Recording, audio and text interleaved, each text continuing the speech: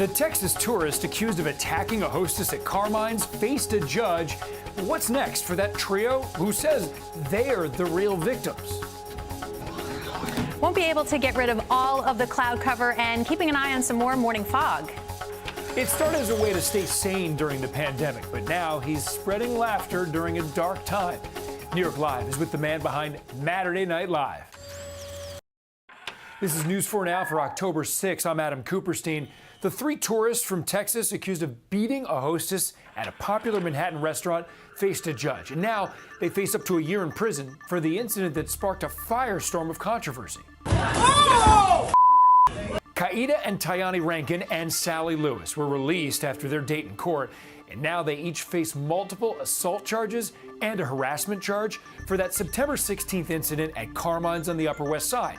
According to court documents, the women grabbed the hostess by the arms and hair before hitting her in the face, even grabbing and breaking the 24-year-old's necklace. The police report and the restaurant say it all stemmed from the city's vaccine mandate requiring indoor diners to provide proof of vaccination. The women were vaccinated and were seated, but according to the restaurant, a group that showed up later to join them was not allowed in because they didn't show proof.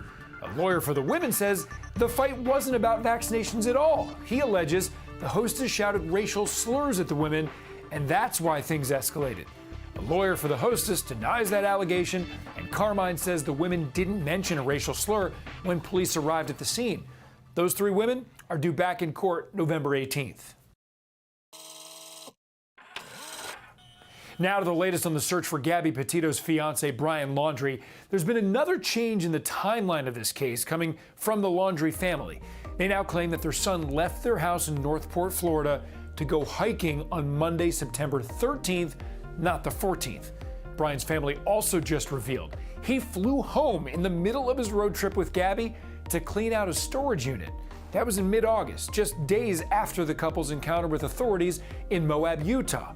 In the meantime, Laundrie's sister talked to a group of protesters outside her home. I did not say that I saw my brother. I said I haven't been able to speak to him in reference to the time when I was called by the police. Since that point, I haven't been able to speak to my brother.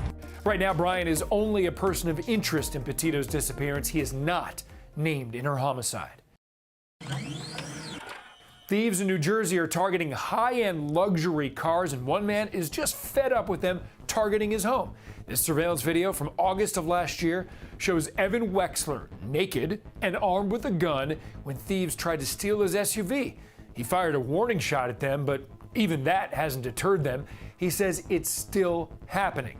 They've tried to steal his other high-end cars, including a Lamborghini, sometimes in broad daylight, and 3 to 4 times a week, he says. There were some weeks that they came Saturday night, Sunday night, Monday night, Tuesday night. We need you to help us help you. We need you to lock your doors and take your fobs, please. Police in Fort Lee recently posted this warning saying there's been an increase in luxury car thefts. They say they are increasing patrols, and we should note Wexler was charged in the incident from last year for firing his weapon, but it was later reduced to probation.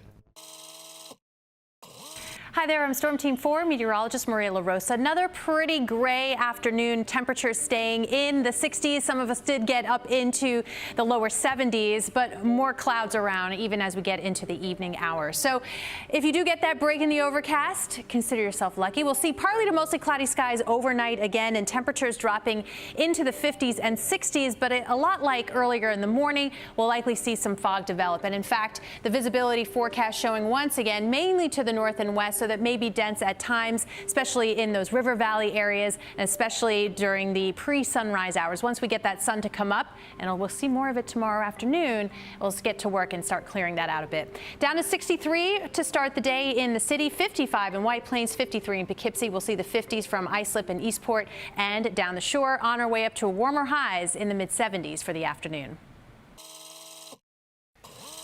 Imitation is the sincerest form of flattery, right? No show does it better than Saturday Night Live, but New York Live is with the one-man show Saturday Night Live.